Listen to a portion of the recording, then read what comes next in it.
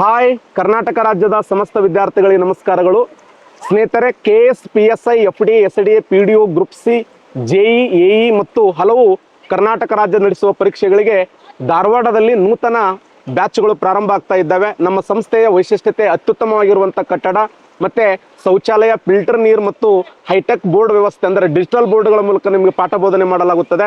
ಬೆಂಗಳೂರು ಹಾಗೂ ಧಾರವಾಡ, ಬಿಜಾಪುರದ ನುರಿತ ಉಪನ್ಯಾಸಕರಿಂದ 17 ವಿಷಯಗಳನ್ನು ಪಾಠ ಬೋಧನೆ ಮಾಡಲಾಗುತ್ತದೆ.